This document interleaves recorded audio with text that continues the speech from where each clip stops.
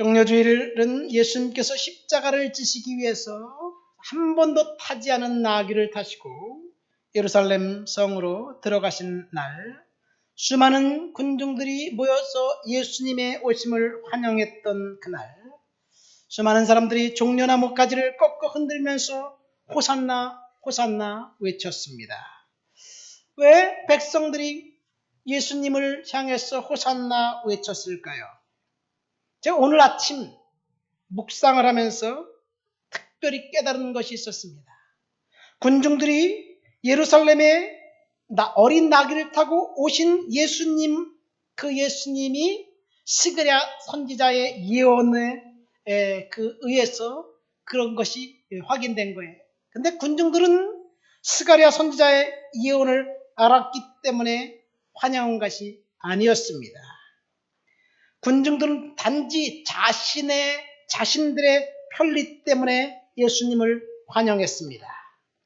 군중들이 알고 있었던 예수는 기적을 행하셨고, 병을 고쳐주었고, 귀신을 척출했고, 그리고 그들로 하여금 새 삶을 살도록 만들어 주셨습니다. 더 중요한 것은 빵을 먹었습니다. 그래서 군중들은 예수님이 어디 계신가 매일 아침마다 궁금했습니다. 아마도 제루살렘 타임스라는 신문 헤드라인 뉴스에 오늘 예수님이 어느 광야에 갔다, 그런 소식을 접하면 사람들이 그곳으로 달려나갔어요. 오늘 어디 예수님이 계신지 그것을 알아내면 군중들은 매일 아침 열매를 제쳐놓고 예수님에게로 달려갔습니다. 그런데 예수님이 자신이 살고 있는 마을에 오신 거예요. 이제는 예수님이 어디 계신지 매일 아침 제루살렘 타임스 신문을 펼쳐볼 필요도 없습니다. 멀리 갈 필요도 없어요. 예수님께서 자기 살고 있는 옆에 오셨기 때문에 예수님을 환영했습니다. 예수님을 만나기 위해서 수소문할 필요도 없고 멀리 갈 필요도 없었습니다. 내 곁에 오신 예수. 그래서 아마도 그들은 자신들의 편리 때문에 예수를 환영하면서 호산나 소리친 것 같습니다. 예수가 진짜 왕이기 때문에, 예수가 진짜 구원자라고 믿기 때문에 예수를 경배하고 예수를 찬양하고 예수님 앞에 예배하기 위해서 예수님을 향해서 호산나 찬양한 것이 아닙니다. 주님은 우리들에게 동일하게 묻습니다. 너는 편리 때문에, 네 편리 때문에 나를 따르느냐? 너는 네가 축복 때문에 나를 따르느냐? 너는 기도 응답해 주시는 그 내 모습을 보고 따르느냐? 이것이 주님께서 저와 여러분들에게 묻는 질문입니다. 우리가 편리 때문이 아니라 진짜 예수를 높여드리고 경배하고 예배하기 위해서 주님을 따르시기를 예수님의 이름으로 축원드립니다. 군중들이 외쳤던 호산나라는 말은 유대인들이 당시 모국어로 쓰고 있던 아람어였습니다. 그 뜻은 구원해 주시옵소서. 영어로 save me now. 지금 구원해 주시옵소서. 그렇게 외친 거예요. 이렇게 자신들을 구원해달라고 외치는 백성들을 보면서 바리새인들이 기분이 상했어요. 그래서 예수님과 제자들에게 비난을 합니다. 그러니까 예수님이 뭐라고 말합니까? 만왕의 왕으로 예루살렘에 들어가신 예수님께서 이렇게 말씀하십니다. 이 사람들이 침묵한다면 돌들이 일어나서 소리 지를 것이다. 예수님은 자신의 왕임을 선언하셨습니다. 그리고 백성들은 예수가 왕이라는 사실을 알았습니다. 그런데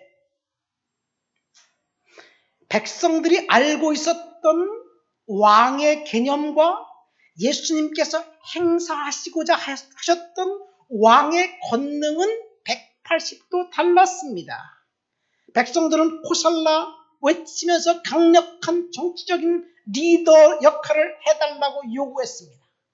헤롯 왕처럼 로마의 꼭두각시 노릇을 하는 그런 왕이 아니라 로마의 압제로부터 자신들을 보호해 주시고 그리고 이스라엘 나라를 회복해 줄 해방자, 강력한 권능의 메시아, 강력한 왕을 원했습니다.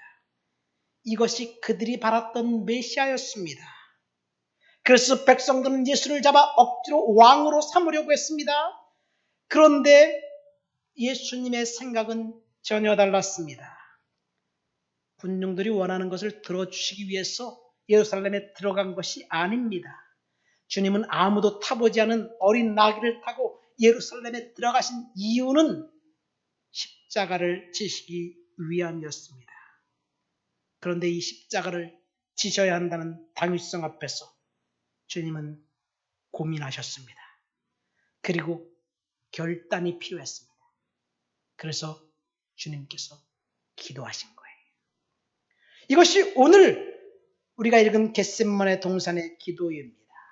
십자가를 지시기 바로 전날 밤 마지막 만찬을 잡수시고 그날 초저녁에 제자들의 발을 씻어주시고 그리고 모든 행사를 끝내고 난 다음 물론 가룟 유다가 주님을 배반하기 위해서 예수님 곁을 떠난 그 밤 11명의 제자들을 데리고 오늘 본문에 보니까 습관을 따라 감람산에 올라가셨습니다. 기도하기 위해서 올라가신 거예요. 날이 밝으면 이제 십자가를 져야 합니다. 그것을 주님이 아셨습니다. 그래서 주님은 기도할 수밖에 없었습니다. 이때 얼마나 주님이 갈등하고 고민했는지 예수님의 심리 상태를 마태는 예수님이 정말 많이 고민하고 그 고민 때문에 슬퍼했다. 마가는 심히 고민하여 죽게 되었다라고 기록합니다. 고민과 슬픔이 얼마나 컸는지 그 고민과 슬픔을 가슴에 안고 예수님이 얼마나 간절히 기도했는지 오늘 우리가 읽은 누가는 땀이 땅에 떨어지는 핏방울처럼 되었다. 그렇게 간절히 예수님이 기도한 거예요. 그리고 예수님의 기도는 아버지, 아빠, 아바 파더 이 잔을 내게서 옮기시옵소서. 이렇게 기도한 거예요. 여러분 공관복음에는 예수님의 11제자를 데리고 겟세마네 동산에 갔다고 이야기합니다. 특별히 베드로와 야고보와 요한 이 세 사람은 좀 더 가까이 데리고 가서 예수님이 이렇게 말합니다. 내가 기도하는 동안 너희들도 깨어서 기도해라. 그런데 이들은 모두 다 졸았습니다. 그러나 요한은 그날 밤 예수님이 무엇을 기도했는지 다 듣고 있었습니다. 그리고 요한복음 17장에 그날 밤 예수님이 무슨 기도를 했는지 낱낱이 기록했습니다. 예수님이 그날 밤 기도했던 기도의 기도는 딱 두 가지였습니다. 첫 번째, 하나님, 아빠 파더, 아들로 하여금 하나님 아버지를 영화롭게 하옵소서. 내가 십자가를 지고 아버지를 영화롭게 원합니다. 두 번째, 예수님은 제자들을 위해서 기도한 거예요. 졸고 있었던 제자들을 위해서 중보 기도를 했습니다. 제사장적 중보 기도입니다. 예수님의 기도는 제자들이 악에 빠지지 않게 보존해 주시옵소서. 제자들의 진리로 거룩하게 해 주시옵소서. 주님, 제자들을 지켜주시고 하나가 되게 해 주옵소서. 이것이 예수님의 기도였습니다. 예수님의 진짜 원하는 것은 아니었지만 하나님의 뜻이라면 하나님께 순종하겠다는 다짐의 기도가 오늘 우리가 읽은 겟세마네 동산의 기도입니다. 이것이 종려주일의 메시지입니다. 하나님의 뜻이라면 순종하겠다. 오늘 설교 제목이 뭡니까? 원치 않는 길로 가라는 말이에요. 여러분, 이 제목이 좀 부담이 되죠? 진짜 우리가 원하는 것, 그것을 따르는 것이 아니라 우리가 진짜 원하는 그것을 하나님이 거부하실지라도 하나님 앞에 순종하고 주님을 따르라는 이야기입니다. 내가 기도했던 대로 응답이 임하지 않고 내가 원했던 대로 축복이 없어도 주님을 따르기를 멈추거나 포기하지 않겠다는 결단을 하라는 이야기예요. 여러분, 내가 원하지 않더라도 하나님이 원하신다면 따르고 순종하시기를 예수님의 이름으로 축원드립니다. 42절에 예수님은 이렇게 기도하셨습니다. 아버지여, 만일 아버지 뜻이거든 이 잔을 내게서 옮기시옵소서. 그러나 내 원대로 마옵시고 아버지의 원대로 되기를 원합니다. 여러분, 예수님이 이렇게 기도했을 때 예수님의 이때 진짜 마음은 무엇이냐? 사실 십자가를 향한 예수님의 첫 마음, 진짜 마음을 이 잔을 내게서 옮기시옵소서에 있습니다. 이것이 예수님의 진짜 마음이에요. 그래서 이 기도하기에 앞서 예수님의 감정은 고민과 슬픔이었습니다. 예수님은 아마도 정말 십자가를 져야 한단 말인가? 이것이 예수님의 고민이었습니다. 예수님의 슬픔은 그럼에도 불구하고 십자가를 져야 한다는 당위성 앞에서 예수님은 인간적인 비애와 슬픔이 그를 엄습했습니다. 그럼에도 불구하고 자신의 뜻을 접고 아버지 하나님의 뜻을 따르기로 결정했습니다. 그래서 예수님은 나의 원대로 마시고 아버지 원대로 하옵소서 이렇게 기도한 거예요. 그렇게 결정하신 예수님의 결단, 그러고 보니까 예수님은 정말 불행했어요. 자신이 원하는 것을 하지 못했기 때문에 그렇습니다. 그렇게 보니까 예수님은 날 때부터 거부당했습니다. 평화의 왕 구원자로 이 땅에 오셨는데 날 때부터 거부당합니다. 이 땅에 오신 평화의 왕 예수는 거부당하기 위해서 오신 하나님의 아들이었습니다. 그 이유는 예수님은 사람들이 기대하는 메시아가 아니었기 때문이에요. 한번 생각해 보세요. 예수를 임신한 마리아 입장에서 생각해 봅시다. 그 아기를 임신했다고 듣는 순간 마리아의 첫 감정은 어땠을까요? 누구나 결혼해서 기다리던 아이를 임신했다는 소식이 들리면 행복한 거예요. 기쁜 거예요. 기쁨이 그냥 넘쳐나는 거예요. 저도 우리 아들 첫 아이 임신했다는 소식을 들었을 때 정말 기뻤어요. 그런데 마리아의 입장에서 임신했다는 소식은 가장 처음에 드는 그의 생각은 당혹감이었을 것입니다. 아니, 결혼하지도 않았는데, 남자를 알지도 못하는데 내가 임신했다니? 당시 유다의 사회 문화적 환경은 결혼하지 않은 여자가 임신하면 돌로 쳐 죽이는 겁니다. 아기 예수가 어머니 뱃속에 있을 때 아버지 요셉은 또 어땠을까요? 나와 정혼한, 나와 약혼한 저 마리아가 불륜을 저질렀구만. 그런 생각을 한 번도 안 했을까요? 성경에 보면요, 요셉이 그렇게 생각하고 가만히 끊고자 했다라고 기록되어 있습니다. 그러니까 내가 신뢰했던 저 여자가 내 아이를 임신한 것이 아니라 다른 아이를 임신했어. 이렇게 생각하자 당혹스러울 것입니다. 배신감을 느꼈을 것입니다. 그러나 천성적으로 온유한 요셉은 아내가 불륜을 저질렀어도 용서해 주겠다. 그리고 문제를 이슈하지 않고 조용히 해결하려고 했습니다. 파혼하려고 했던 것이. 그러니까 예수는 임신했던 그 순간부터 아주 당혹스러웠습니다. 환영받지 못했습니다. 그 아이가 태어나자마자 가장 먼저 예루살렘 왕궁에서 헤롯이 그를 거부했습니다. 한바탕 초동이 일어났습니다.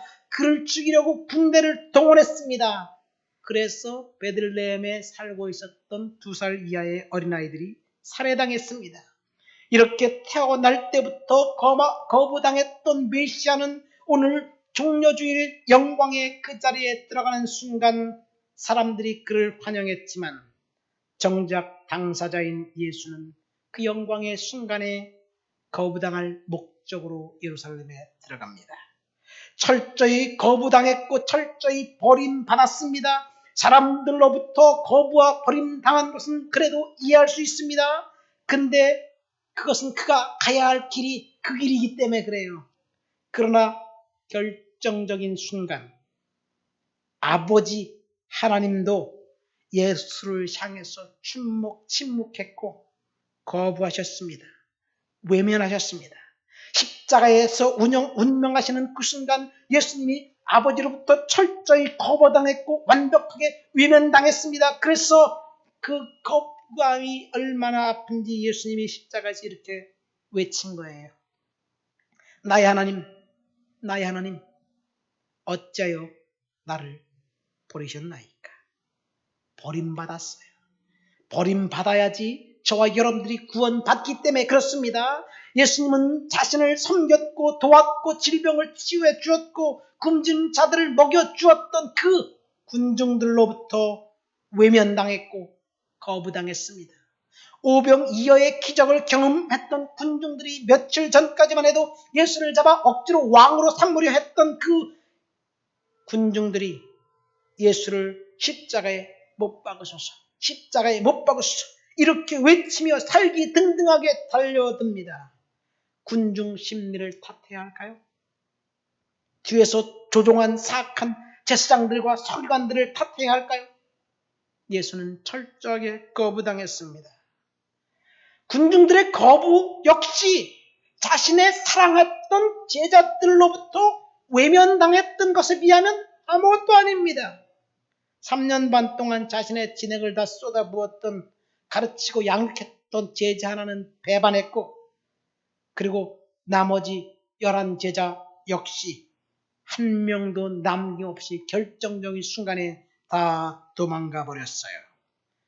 예수님은 버림받기 위해서 이 땅에 오셨고 철저하게 버림받았습니다. 그러나 이것이 우리에게 희망이고 축복입니다. 이것이 우리에게 보혈의 은혜가 임한 거예요.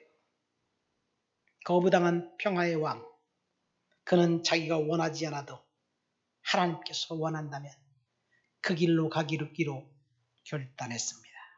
여러분, 우리는 주님을 따르는 주님의 백성들이에요. 오늘 종려주의를 통해서 저와 여러분들에게 이렇게 주님이 말씀하십니다. 내가 원하지 않더라도 그 길이 주님이 원하는 길이라면 가라. 순종해라.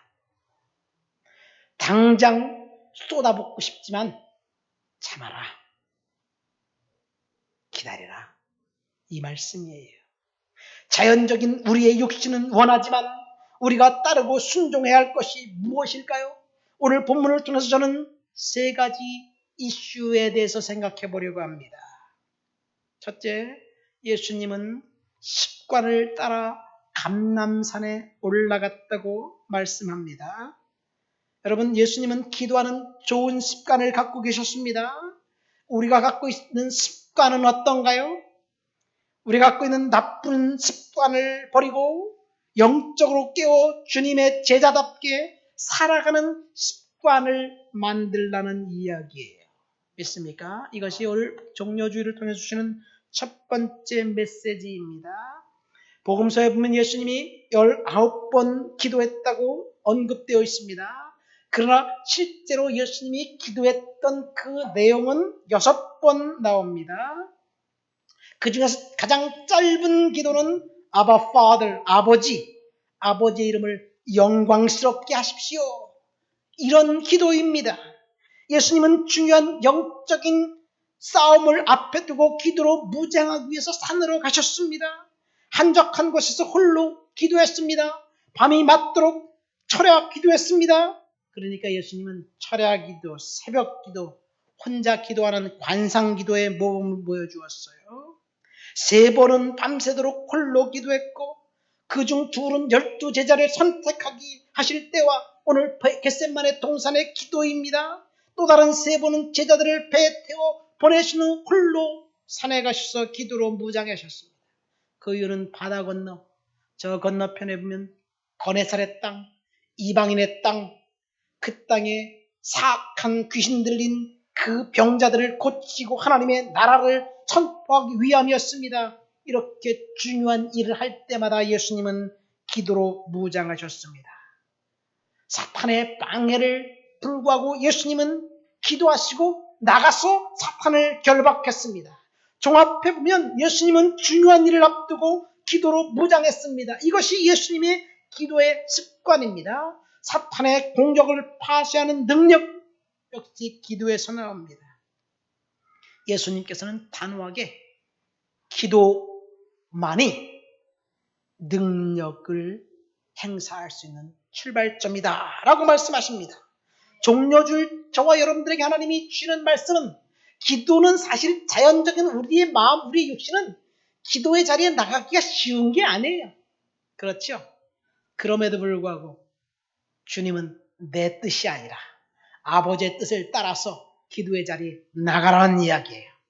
내일부터 5일간 이 특별 새벽 예배하는데 내 자연적인 육신은 잠자고 싶지만 나오셔서 기도하시기를 예수님의 이름으로 축원드립니다. 기도하는 아름다운 습관을 들으라는 이야기예요.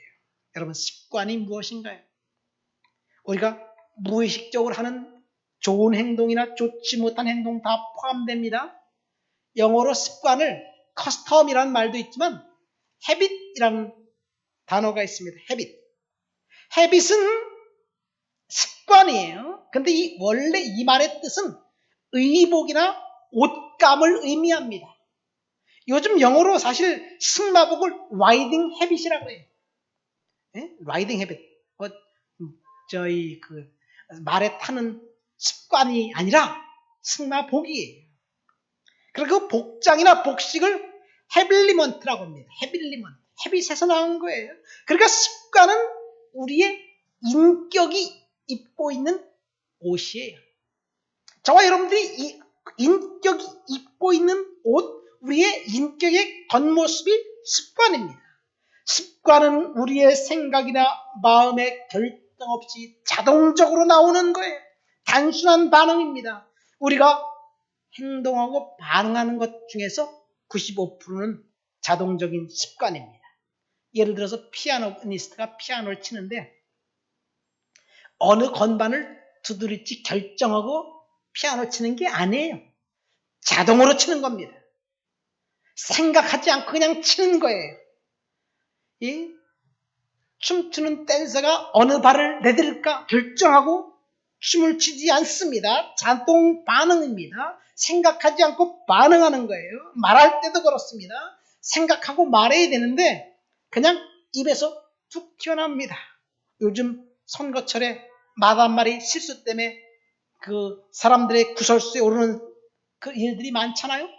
인천의 모 국회의원 후보는 이 중앙당에서 선거 지원 나온 그 사람이 오자마자 황송해서 이렇게 얘기했어요. 존경하는 대표님께서 인천 촌구석까지 와주셔서 감사합니다. 이렇게 인사했다가 그냥 구설수에 마음한 거예요. 아니, 인천이 촌구석이라니. 너 인천을 대표해서 국회의원 될 자격이 없다. 국회의원 사퇴해라. 뭐 이렇게 공격합니다. 여러분, 그러니까 말할 때도 우리가 생각 없이 튀어나와요. 습관입니다. 제가 유학 가서 영어를 배우는데요. 처음에는 상대방의 말을 들으면 내 머리가 복잡해지는 거예요. 내가 무슨 말을 해야 될지 머리를 순식간 막 굴리게 돼 있어요. 그러면 앞에 있는 상대방이 기다려주나요? 쏘아붙이지요. 말은 그냥 툭 튀어나와야 되는 거예요. 영어는 그냥 습관처럼 툭 튀어나와야 되는 거예요. 그래야 대화할 수 있습니다. 이처럼 습관은 몸에 밴 것입니다. 우리의 태도, 감정, 그리고 믿음 역시 습관입니다. 우리가 좋은 믿음의 습관을 들여야 될 줄 믿습니다.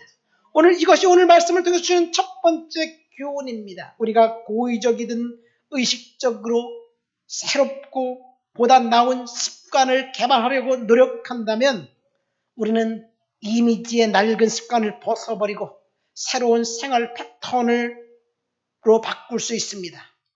존 스타인백이라는 사람이 그의 소설책 불만의 겨울에 보면 이런 내용이 나옵니다. 자네도 알다시피 인간이란 그 생활의 90%는 과거에 7%는 현재에 두고 살지. 그러니까 인간이 미래를 위해 생활하는 것은 겨우 3%만이야. 여러분, 이게 인간입니다. 우리는 과거에 얽매여 살고 있습니다. 과거의 불행과 현재 자신의 부정적인 모습만 바라보고 살아가니까, 자신이 비참하다고 생각하고 살아가니까 아프지 않을 수가 있겠어요? 예? 그러니까 우리는 미래의 비전을 바라보는 습관을 들여야 되는 거예요. 과거로부터 만들어진 습관에 따라 살아가는 우리의 겉모습을 우리는 하나님의 은혜로 바꿀 수가 있습니다. 하나님의 은혜로 말씀이 저와 여러분들을 지배하면 우리는 바뀔 수 있어요. 내가 결단하고 내가 바꿔야 합니다. 예수님은 습관적으로 겟세마네 동산을 향해 찾아가서 기도했던 것처럼 우리가 습관적으로 하나님 앞에 나아가기로 결단하는 거예요. 이를 다른 말로 하면 기도와 말씀 읽기, 묵상, 경건 생활, 영적으로 경건한 삶을 살아가려면 그냥 이대로는 안 되는 거예요. 경건과 거룩은 저절로 생기지 않습니다. 발버둥 쳐야 합니다. 그렇지 않으면 우리의 습관에 얽매여서 진부한 삶을 살 수밖에 없어요. 저는 열심히 성경을 읽고 있어요. 한 달에 2번 읽으려고 부단히 노력하는데 어느 순간 내 스텝이 딱 끊기면 성경 읽기 며칠간 하지 못하고 가면 그냥 시간 쫙 지나가고 버리고 말아요. 그래서 무조건 성경책 펼쳐들고 있습니다. 묵상도 마찬가지예요. 새벽 예배 끝나고 집에 와서 아침밥 먹기 전에 그 시간 한 30분, 15분에 30분 사이에 묵상을 딱 끝내면 그리고 제자 훈련하는 사람들에게 묵상 보내주고 그리고 우리 홈피에 묵상한 내용 올리고 그리고 하루 시작합니다. 근데 그 시간을 딱 지나면요. 묵상할 수가 없어요. 습관이에요, 습관. 성경 쓰기도 마찬가지입니다. 열심히 성경 쓰시기를 예수님의 이름으로 축원드립니다. 내가 한번 자랑질을 해볼까요? 시간만 내면 성경 쓰는 거예요. 여기저기 돌아다니는 볼펜도 우리 집에 많아요. 우리 딸들, 아들들이 쓰던 거. 그러면 그거 갖다 주워가지고 저 구석에 주워가지고 볼펜 열심히 쓰다가 던져버리는 게 제 취미가 돼버렸어요. 그래서 신약 성경은 마태복음부터 어제 고린도 전서까지 썼어요. 많이 썼죠. 구약 성경은 잠언서, 전도서, 창세기 쓰고 이제 출애굽기 한 37장까지 썼습니다. 열심히 쓰고 열심히 주님 앞에 훈련하는 거예요. 여러분, 내가 원하지 않더라도 반드시 경건 훈련하시기를 예수님의 이름으로 축원드립니다. 거룩의 훈련, 경건의 훈련을 하자는 것이 이번 종려주의를 통해서 하나님이 주시는 첫 번째 교훈입니다. 두 번째, 내가 원하지 않더라도 반드시 따르고 순종해야 할 것은 본문 40절과 46절에 있습니다. 우리 한번 다 같이 읽어볼까요? 40절입니다. 그곳에 이르러 그들에게 이르시되 유혹에 빠지지 않게 기도하라 하시고 46절에 보십시오. 이르시되 어찌하여 자느냐 시험에 들지 않게 일어나 기도하라 하시니. 이 말씀은 날이 새면 당장 유혹에 빠져서 시험에 빠질 것이 뻔한 제자들에게 하신 긴급한 말씀입니다. 예수님은 슬픔과 고민 때문에 베드로와 야고보, 요한을 데리고 더 가까이 불러들여 기도하라고 하라고 말씀하셨건만 주님이 조금 더 멀리 가서 얼굴을 땅에 대고 하나님 앞에 기도하는 그 순간 제자들은 잠자고 있었습니다. 예수님이 얼마나 간청했는지, 간절히 기도했는지, 힘쓰고 애써 기도했는지 땀이 땅에 떨어지는 빗방울같이 되는 것처럼 그렇게 기도했는데 제자들은 잠을 자고 있었습니다. 쿨쿨 잠을 잘 수밖에 없었습니다. 그 이유는 너무 피곤했기 때문이에요. 제자들은 기도해야 할 시간에 잠들어 있었습니다. 물론 육신이 너무 피곤해서 금방 잠이 드는 것 자동이고 상대적인 현상일 거예요. 여러분, 우리 하나님께서 우리에게 기도를 시키시면 반드시 기도하시기를, 순종하시기를 예수님의 이름으로 축원드립니다. 하나님께서 말씀하시는 것 반드시 우리는 순종해야 합니다. 하나님 말씀하시는 것 순종하면 축복이 기다리고 있습니다. 내가 하기 싫어서, 혹시 내가 게을러서, 오늘 설교의 제목이 무엇입니까? 내가 원하지 않는 것, 그럴지라도 하나님이 원하시면 순종하라는 이야기예요. 그래야 하나님께서 영광 받으시고, 그래야 순종한 저와 여러분들에게 하나님 복 주십니다. 축복은 순종하는 사람들의 것입니다. 아무리 놀라운 축복이 우리들의 눈앞에 있어도 순종하지 않으면 그림의 떡입니다. 주님의 제자들은 지금 유혹에 빠질 수밖에 없었습니다. 시험에 들 수밖에 없었습니다. 그래서 주님께서 기도하라고 말씀하셨습니다. 그러나 제자들이 기도했나요? 잠잤습니다. 잠만 쿨쿨 잤습니다.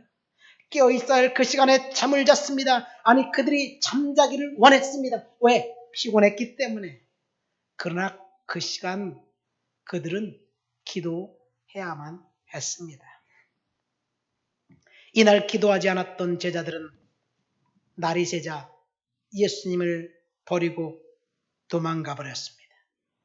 날이 새기가 무섭게 일이 이상하게 진행되더니 예수님이 로마 군병들에 의해서 체포됩니다. 그리고 제자들은 약속이나 한 듯이 예수님을 떠납니다. 근데 베드로는 예수님을 떠나지 않겠다고 호언장담했어요. 그래서 예수님을 떠나지 않고 멀찍이 예수를 따라가다가 그만 예수를 모른다고 3번씩이나 부인합니다. 여러분, 주님께서 지금 기도하라고 말씀하고 있습니다. 예수님께서 슬픔과 고민 때문에 기도했습니다. 마태복음 병양구절을 한번 볼까요? 우리 마태복음 26장 40절, 41절, 45절, 우리 스크린을 보고 우리 다 같이 한번 읽어보도록 하겠습니다. 제자들에게 오사 그 자는 것을 보시고 베드로에게 말씀하시되 너희가 나와 함께 1시간도 이렇게 깨어 있을 수 없더냐. 시험에 들지 않게 깨어 기도하라. 마음에는 원이로되 육신이 약하도다 하시고, 이에 제자들에게 오사 이르시되 이제는 자고 쉬라. 보라, 때가 가까이 왔으니 인자가 죄인의 손에 팔리느니라. 이 구절에 보면 예수님은 고민과 슬픔 때문에 기도의 자리에 갔습니다. 그리고 너 인생을 살아가는 동안 슬픔과 근심, 고민을 안고 살아갑니다. 이때 어떻게 해야 되나요? 고민이 찾아오고 슬픔이 찾아오고 힘든 일이 찾아올 때 그때는 주님 앞에 나와서 기도하라는 사인입니다. 그러나 세상 사람들, 주님을 모르는 사람들은요, 고민이 오고 슬픔이 오고 극심한 스트레스를 환경이 되면 극단적인 선택을 합니다. 지난 10년간 유명 인사들 중에 자살을 선택한 사람들의 면면을 보십시오. 그들은요, 사실 나보다 훨씬 조건이 좋아요. 그런데 극단적인 선택을 했습니다. 왜 그래요? 고민과 슬픔을 이길 수가 없어서 그렇습니다. 미국에서 가장 살기 좋은 샌프란시스코는 다른 도시보다 자살률이 높다고 합니다. 유럽에서 가장 사회적으로 안정된 오스트리아 수도 잘스부르크나 스위스 같은 나라는 유럽의 그 어느 도시보다 자살률이 높습니다. 이유는 무엇인지 아세요? 물질적인 풍요에서 오는 소외 현상이 상대적 빈곤감, 상대적 박탈감 때문에 그렇습니다. 그런데 신기하게도요, 요즘 코로나19처럼 전 세계가 지금 심각한, 긴박한 위기 상황입니다. 이 위기 상황에 사람들이 자살하지 않아요. 희한하잖아요. 죽으려고 자살하는 사람들이 죽을 것 같은 그런 경험을 하면 우울증에서 해방된대요. 예를 들어서 극심한 우울증으로 자살 충동을 느낀 사람이 운전하고 가다가 자동차 대형 사고를 났어요. 그럼 죽으려고 그랬으니까 죽으면 얼마나 좋겠어요? 그런데 생명의 위기의 순간이 찾아왔을 때 아이러니하게도 우울증이 치료되었대요. 이것이 인간이에요. 예수를 모르는 사람들은 고민과 슬픔의 순간에 영혼이 곤고하고 피폐해져 극단적인 선택을 하지만 우리는 하나님 앞에 나와 기도의 자리에 나가야 될 줄 믿습니다. 예수님을 보십시오. 그분은 철저한 고민과 슬픔을 안고 맨 땅에 얼굴을 파묻고 기도했습니다. 우리 옆 사람과 이야기할까요? 우리 가정에서 같이 예배하면서 부부 사이에 자녀들과 함께 이야기하세요. 고민이 됩니까? 그러면 기도할 시간입니다. 아멘. 고민될 때는 기도할 시간이에요. 절망과 자포자기는 결코 도움이 되지 않습니다.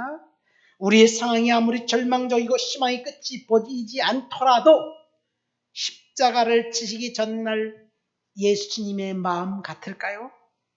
우리가 경험하는 어려움과 역경은 하나님께서 저와 여러분들에게 주시기 위해서 축복해 주시기 위해 허락해 놓으신 것입니다. 그래서 우리는 하나님께 매달려야 됩니다. 주님께서 뭐라고 말씀하셨습니까? 유혹에 빠지지 않게 기도해라. 시험에 들지 않게 기도해라. 우리의 자연적인 본성은 유혹에 취약합니다. 이 세상은 우리를 시험하는 것들로 가득 차 있습니다. 유혹과 시험에서 이길 수 있는 방법은 기도입니다. 그래서 본문을 통해서 주는 세 번째 교훈은 기도하는 그 사람에게 반드시 하나님께서 찾아가셔서 새 힘을 주시고 극복할 용기를 주신다는 거예요. 잠깐 보세요. 예수님이 그러나 내 원대로 마옵시고 아버지의 원대로 하옵소서. 이 기도가 끝나니까 그 다음 구절 누가복음 22장 43절 바로 그 다음 구절에 뭐라고 되어 있습니까? 천사가 하늘로부터 나타나 힘을 더하더라. 그런 말씀이에요. 언제 천사가 나타났습니까? 이 잔을 내게서 옮기시옵소서. 나는 감당할 수 없습니다. 다른 방법도 있지 않습니까? 이렇게 기도할 땐가요? 아니에요. 그러나 내 원대로 마옵시고 아버지 원대로 하옵소서. 이 기도하자 그 이후에 예수님에게 천사가 나타났습니다. 이것은 사실 우리가 원하지 않는 것 세 번째입니다. 우리가 원하는 것은 이렇습니다. 내가 당하는 고통, 이 고통을 제거해 주십시오. Right now. 당장 주님 제거해 주세요. 내 질병을 고쳐주세요. 성공적인 삶을 살게 해주세요. 질병은 저주 아닙니까? 저주는 떠나고 반드시 축복해 주세요. 내가 하나님의 자녀인데 왜 저주 가운데 살아야 합니까? 내 자녀들에게 지혜를 주시고 반드시 이 땅에서 잘되고 축복받고 머리가 되게 해주시고 좋은 직장, 졸업 후 좋은 직장 얻게 해주시고 돈 많이 벌고 안정된 생활을 하게 해주십시오. 반드시 내가 원하는 그대로. 여러분, 이것이 우리의 자연적인 육신이 원하는 거예요. 그러고 보니까 우리가 기도하는 것은 순전히 이 세상적인 것입니다. 물질적인 것입니다. 잘 먹고 잘 살게 해달라는 것들 뿐입니다. 그렇다면 우리가 이렇게 기도하는 것이 잘못되었나요? 아니에요. 잘못되지 않았습니다. 우리는 성공과 안녕과 치유와 평안을 위해서 반드시 기도해야 됩니다. 이렇게 기도해도 됩니다. 이렇게 기도해야 됩니다. 하나님은 이런 기도를, 성도들이 하는 기도를 듣고 응답해 주실 거예요. 왜? 하나님 우리 아버지이기 때문에 그렇습니다. 그러니까 잠깐 다시 생각해 보세요. 내 아버지여 만일 할만하시거든 이 잔을 내게서 지나가게 하옵소서. 이것이 예수님의 기도였습니다. 여기까지 보면 예수님의 기도 역시 우리의 기도와 동일합니다. 그렇죠? 예수님은 이 기도를 끝까지 밀고 나가지 않았습니다. 그 뒤에 하나님의 뜻이 이루어질 것을 추가했습니다. 내 원대로 마옵시고 아버지 원대로 하옵소서라고 첨가했습니다. 이것이 오늘 본문을 통해서 주신 세 번째 교훈입니다. 예수님은 기도했고 결과는 하나님께 맡겼습니다. 이것이 중요합니다. 우리가 아무리 이기적인 기도를 해도 상관이 없어요. 하나님이 반드시 들어주셔요. 예수님처럼 하나님 앞에 기도 결과를 맡겨야 됩니다. 다시 자 원점으로 돌아가서 여러분 우리가 하나님 앞에 기도한 것 반드시 들어주십시오. 내가 원하는 대로 들어주십시오. 이렇게 기도해도 괜찮아요. 그러나 나의 원대로 마옵시고 아버지 뜻대로 하옵시고 이렇게 기도 안 해도 괜찮아요. 목사님 설교가 좀 이상하네, 헷갈리네. 그러나 내 뜻대로 마옵시고 아버지 뜻대로 하옵시고 이렇게 기도하라고 말아야 되는데 그냥 기도를 원하는 대로 기도를 계속 하라고 그렇게 얘기하는 여러분 우리가 원하는 대로 계속 기도하고 간청하고 매달리고 계속 때를 쓰세요. 괜찮습니다. 문제는 원하는 대로 간청하고 기도하고 때를 계속 쓰다 보면 하나님께서 우리의 마음을 바꾸셔요. 열심히 떼쓰고 기도하다 보면요. 열심히 간청하다 보면 어느 순간 내가 정신이 들어가지고 주님 안 들어주셔도 괜찮습니다. 하나님 이건 안 들어주셔도 저는 상관이 없어요. 그런 순간 그런 고백할 순간이 우리 입술에서 나오게 돼 있어요. 그러니까 열심히 떼쓰기 시기를 예수님 이름으로 축원드립니다. 열심히 떼쓰다 보면요.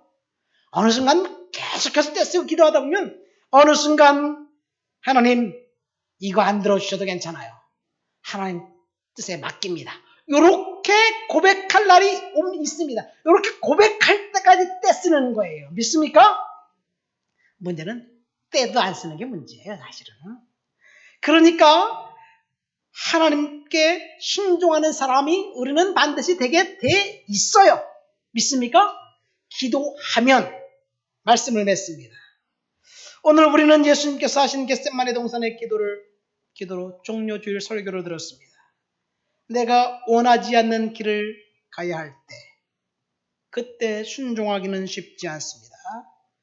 우리는 지금 내가 원하지 않는 길을 내 의지가 아니라 타의에 의해서 가고 있는 중인지 모릅니다. 어쩌면 코로나19로 인해서 전 세계가 위기 상황에 빠졌습니다. 그래서 예배를 예배답게 드리지 못합니다. 익숙하지 않은 온라인 예배를 드려야만 합니다. 보고 싶은 성도들을 만날 수 없어서 가슴이 답답하고 아픕니다. 제 막내딸이 오빠와 언니를 방문하러 카나다에 갔는데 거기서 발이 묶였어요. 오지 못하고 있어요. 보고 싶습니다. 여러분 어쩌면 하나님은 우리가 원하는 것을 하지 못하도록 하는 그 상황 속에 있는 우리에게 지금이 미래를 준비하는 축복이 아닐까 생각됩니다. 저는 오늘 본문을 통해서 원하지 않는 길로 가라는 제목을 가지고 세 가지를 말씀드렸습니다. 첫 번째, 경건 생활의 습관을 들여라. 날마다 찬양하고 날마다 말씀 가운데 살라는 이야기. 말씀 열심히 읽으시길 바랍니다. 말씀 열심히 쓰시기 바랍니다. 지금 창세기 있는데 창세기 교회 안 모이니까 역시 안 갖고 가요. 교회 열려 있습니다. 갖고 가셔서 쓰시기 바랍니다. 두 번째, 고민과 슬픔이 있을 때 그 고민과 슬픔은 하나님 앞에 나아가라는 사인입니다. 예수님께서 주의 십자가의 무게에 짓눌려서 고민과 슬픔이 있었습니다. 그때 주님은 하나님 앞에 나갔습니다. 처음엔 아버지 십자가 지고 싶지 않습니다. 이것이 예수님의 첫 기도였습니다. 아버지 할만하거든 이 잔을 내게서 지나가게 하옵소서. 이 말이 그 말이에요. 이렇게 3번 기도하다가 예수님은 그러나 나의 원대로 마옵시고 아버지 원대로 하옵소서. 그렇게 기도했습니다.